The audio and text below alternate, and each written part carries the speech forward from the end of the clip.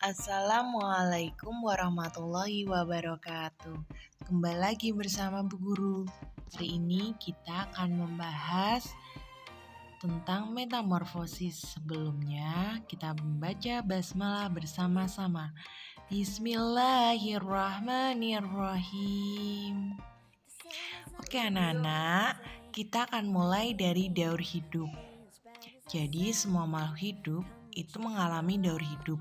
Ada yang lahir dengan bentuk mirip induknya seperti ayam, kucing, dan ada juga yang mengalami perubahan bentuk pada tiap tahapan daur hidupnya seperti kupu-kupu, lebah, yang kemudian kita akan bahas untuk bab metamorfosis ya. Sekarang kita coba perhatikan daur hidup kucing dan ayam. Di dalam gambar, dalam setiap tahapannya, kalian perhatikan coba. Anak dengan induknya itu mukanya mirip tidak? Mirip ya. Anak kucing dengan induk kucing mirip, kemudian anak ayam dengan induknya juga mirip.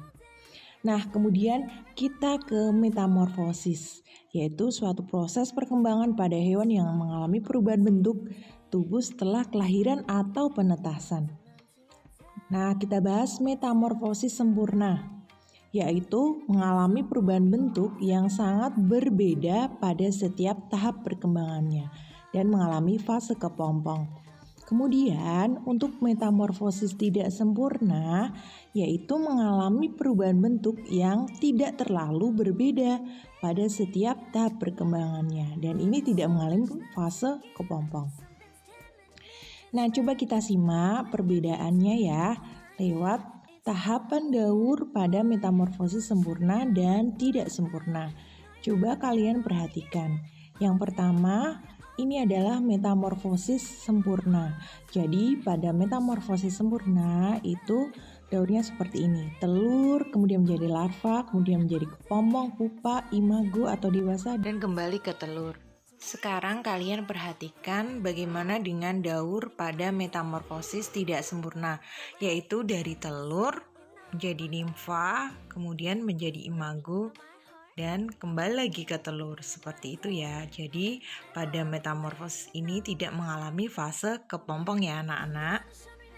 Nah, kita akan bahas ya contoh-contoh hewan yang termasuk kelompok metamorfosis sempurna. Ada kupu-kupu, katak, lebah, lalat, nyamuk, dan semut. Perhatikan metamorfosis pada kupu-kupu, yaitu dari telur menjadi ulat, kemudian menjadi kepompong, dan menjadi kupu-kupu. Kemudian kupu-kupu bertelur lagi. Seperti itu ya prosesnya. Kemudian pada katak.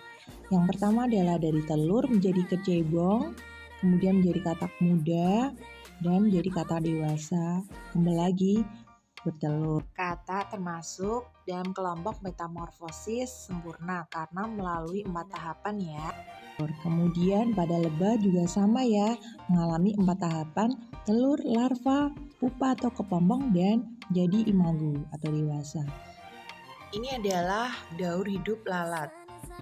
Ada 4 tahapan, telur, larva, pupa, dan lalat dewasa. Kemudian pada nyamuk juga dari telur, larva, kemudian jadi kepompong, dan menjadi nyamuk dewasa. Semut juga sama ya. Nah, pada metamorfosis sempurna itu tahapannya ada 4. Nah, sekarang kita akan membahas contoh kelompok hewan yang termasuk metamorfosis tidak sempurna. Ada capung, belalang, kecoa, dan juga jangkrik. Pada capung, perkembangannya dari telur menjadi nimfa, kemudian menjadi imago. Kemudian pada belalang juga sama, dari telur, nimfa, yaitu ini belalangnya belum bersayap ya, kemudian menjadi belalang dewasa atau imago. Kemudian bertelur lagi, siklusnya seperti itu terus.